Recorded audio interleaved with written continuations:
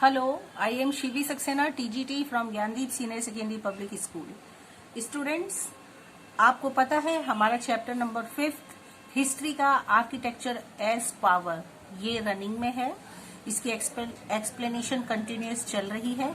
आपने इसमें बहुत सारे पॉइंट्स को समझा। इंट्रोडक्शन देखा था सबसे पहले इसका, फिर उसके बाद कुछ पॉइंट्स डिसाइड किए गए थे जिससे इस चैप्टर को फिनिश किया जाएगा, कंप्लीट किया जाएगा। तो सबसे पहला इंजीनियरिंग स्किल एंड कंस्ट्रक्शन, वो भी हमारा कंप्लीट हो चुका था। स्टूडेंट्स के किस तरीके से अपनी स्किल को अपनाते थे कंस्ट्रक्शन करने में, तो बहुत सारे तरीके थे जो आपने देखे।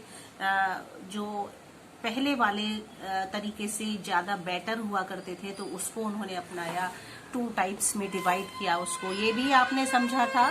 इसके बाद में सेकंड पॉइंट पर आपने देखा था temple construction in the early 11th century.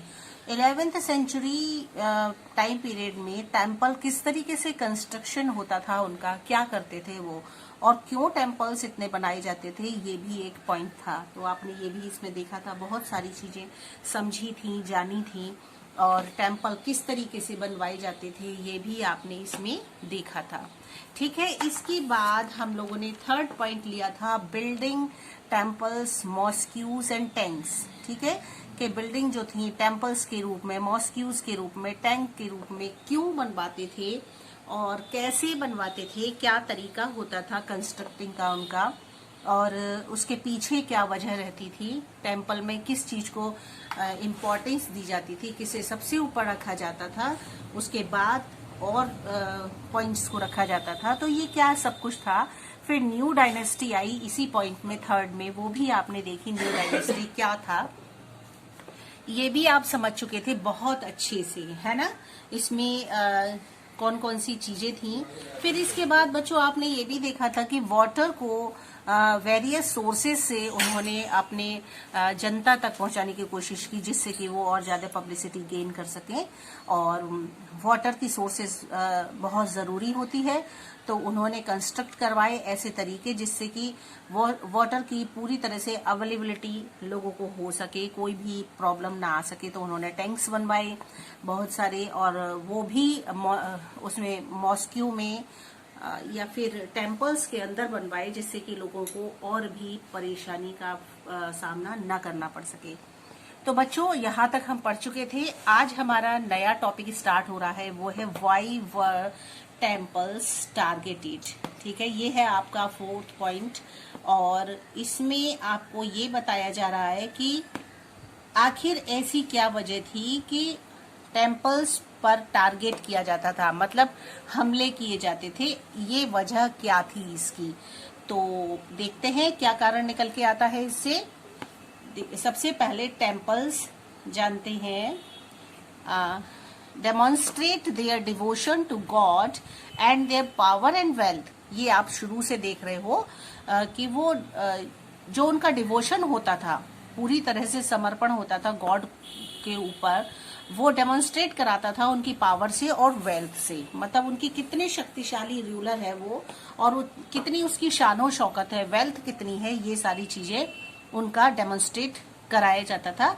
Devotion जो उनका टेम्पल्स का होता था उससे, जितना अच्छा टेम्पल होगा, जितना अच्छा मॉस्क्यू होगा, जो रूलर होगा, किंग होगा, उतना ही पावरफुल माना जाता था। ये आप शुरू से ही देख रहे हो। ठीक है, इसके बाद देखते हैं, it was sure that when kingdom were attacked, और ये श्योर होता था बच्चों कि जब किंगडम पर अटैक होता था, मतलब राज्य वंश जो होता था, राज्य पर दूसरी साइड से जब अटैक किया जाता था, temples were also attacked on, तब वे क्या करते थे, न सिर्फ वो उनके किंगडम पर अटैक करते थे, उनके राज्य वंश को बर्बाद करते थे, बल्कि उनसे रिलेटेड जितने भी टेम्पल्स होते थे उन पर तुरंत ही आक्रमण किया जाता था, जिससे कि उनकी पावर कम होने लगे। ऐसा उनका उस समय के लोगों की मेंटेलिटी हुआ करती थी।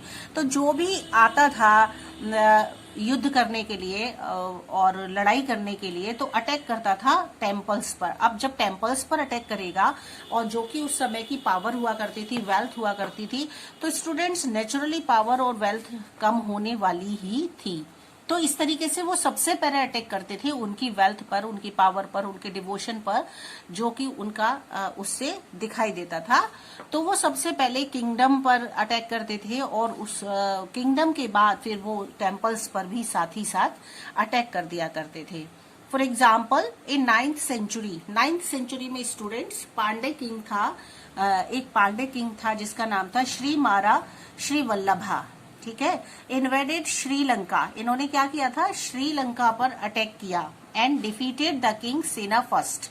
उस समय में एक श्रीलंका के किंग थे जिनको किंग सेना फर्स्ट कहा जाता था, उन्होंने उनको डिफीट किया।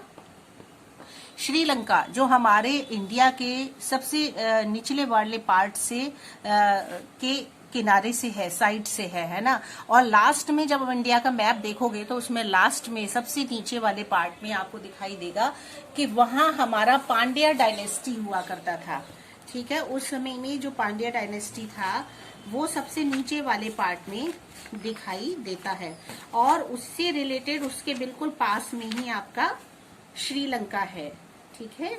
आप सब भी जब भी अपना इंडिया का मैप देखते हो तो आपको इतना तो पता ही होता है। देखो मैं आपको दिखाती हूँ, इसमें देख लेते हैं, ये हमारा इंडिया का मैप है और यहाँ पर ये इंडिया का लास्ट है और ये रहा श्रीलंका। तो यहीं पर हमारा पांड्या डायनेस्टी हुआ करती थी, वो बहुत पावरफुल थी। और पांड्या डायनेस्टी यहाँ से एक पर्सन था जिसका मैंने अभी आपको बताया, श्रीमारा श्रीवल्लभा, यहाँ से अटैक करने के लिए यहाँ आया श्रीलंका। सेना फर्स्ट उस समय किंग हुआ करता था, उस पर उसने आक्रमण किया, ठीक है।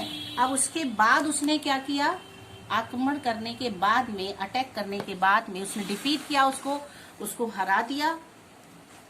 हराने के बाद में रिकॉर्ड ऑफ क्रॉनिकल्स धम्मकिट्टी, एक हमारे रिकॉर्ड्स हुआ करते थे बुद्ध धर्म के लोग। अच्छा, श्रीलंका में क्या होता है स्टूडेंट्स, बुद्धिस्ट हैं मोस्टली वहाँ के लोग, क्रॉनिकल्स हैं जो बुद्धिस्ट कहलाते हैं, वो वहाँ के हुआ करते थे। और हमारे यहाँ की एक बुद्ध धर्म की बहुत बड़ी गोल्ड की मूर्ति उनके पास थी और वो गोल्ड स्टैचू ऑफ बुद्धा, ठीक है, एक स्टैचू था हमारा गोल्ड का जो इंडिया से वो लेके चले गए थे, वो उनके पास था।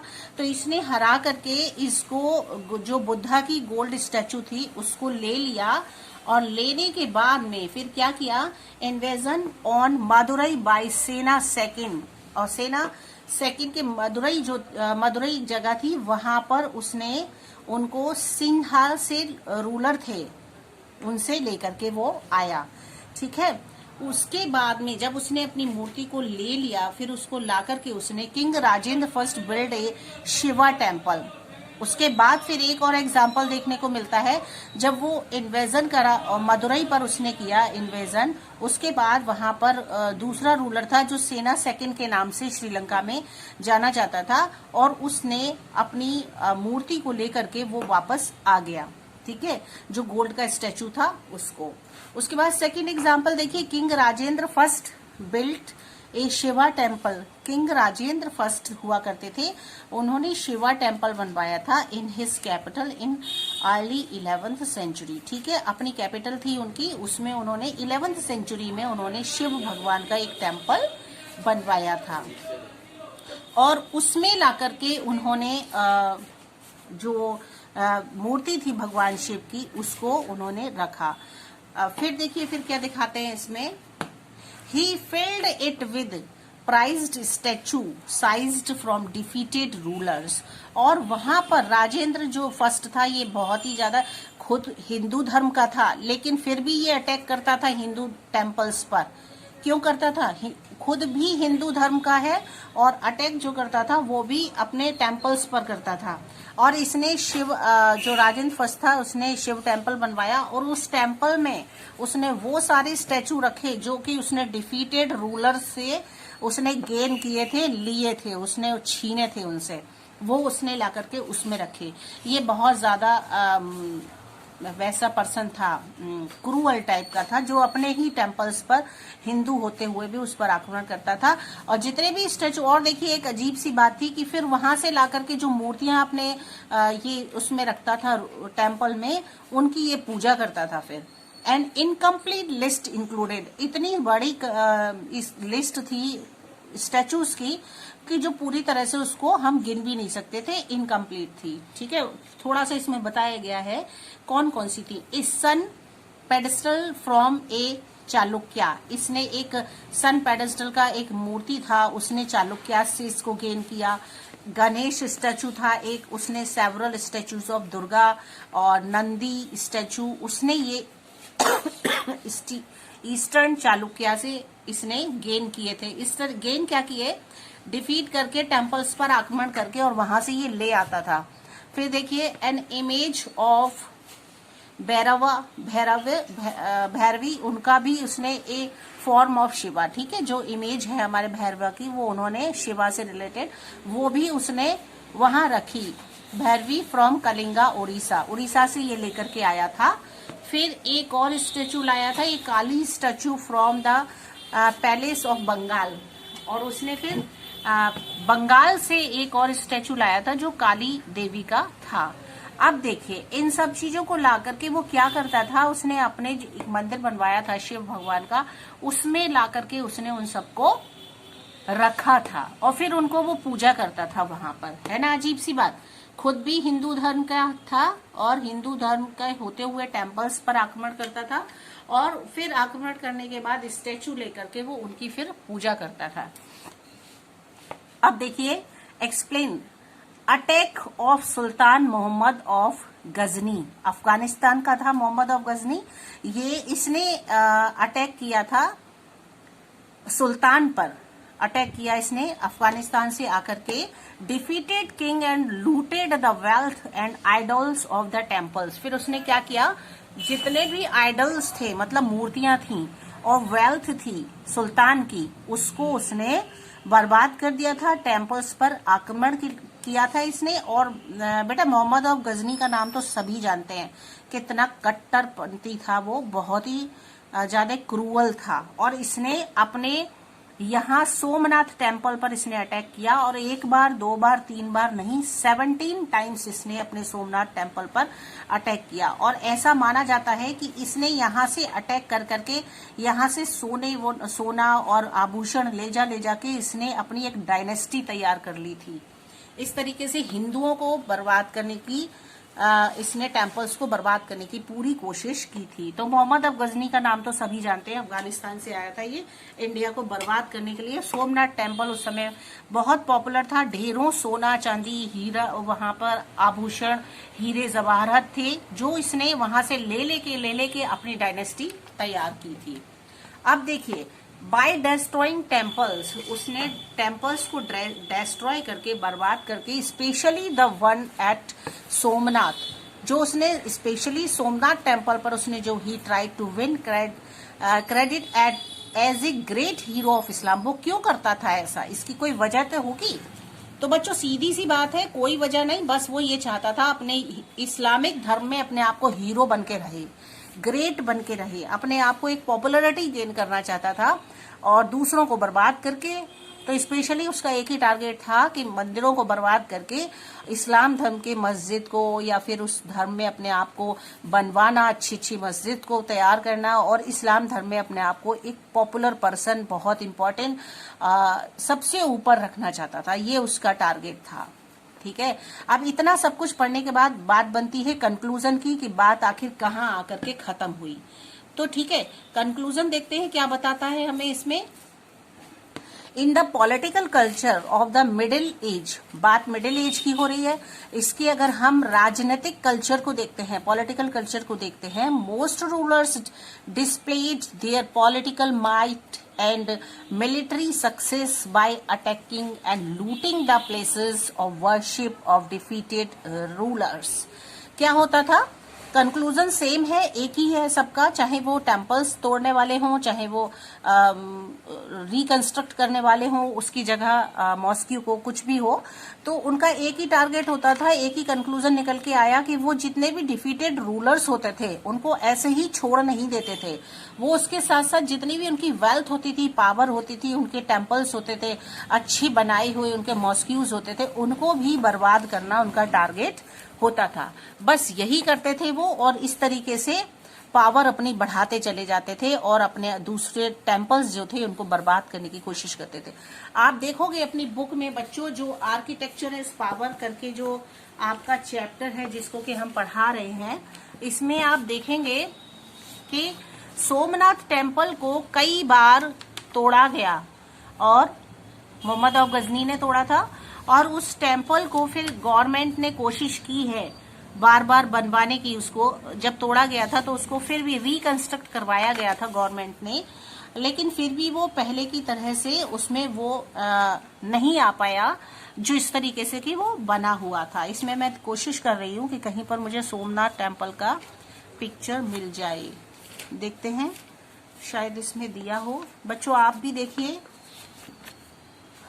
अपनी बुक में कितने सारे आर्किटेक्चर्स ने अच्छे अच्छे इसमें बनवाए हैं, मॉस्क्यूज, टेम्पल्स बहुत अच्छे सुंदर, जो कि लेकिन वेल्थ उसकी बर्बाद कर देते थे लोग, जिससे कि फिर वो नहीं, इसमें नहीं है सोमनाथ टेम्पल का। तो इस तरीके से लेकिन आपको बताते हैं कि वो उसको कई बार आपको, ये तो एक सभी का जनरल सा क्वेश्चन है कि सभी जानते हैं इसको 17 टाइम्स अटैक किया गया था मोहम्मद गोरी की तरफ की साइड से, और उसने उसको बर्बाद करने की कोशिश की थी। तो यहाँ आकर के बच्चों हमारा ये टॉपिक खत्म हो जाता है। नेक्स्ट टॉपिक आपका गार्डन्स, टॉम्ब्स एंड फोर्ट्स, ये भी बहुत इंपॉर्टेंट है। लगभग हमारे पॉइंट्स जो हैं एंड होने पर आ चुके हैं बच्चों। टॉम्ब्स कहते हैं मकबरे को, गार्डन कहते हैं बगीचे को, फोर्ट्स कहते हैं किले को। ठीक है, तो अब इस टॉपिक को हम लोग लेंगे नेक्स्ट वीडियो में और थोड़ा सा देख लेते हैं कि हम कहाँ तक पहुंच चुके हैं। ठीक है, तो हमारा 3 पॉइंट्स रह गए हैं, 4 पॉइंट्स कंप्लीट हो चुके हैं। Gardens, tombs and forts, region, empire, churches that attacked the skies.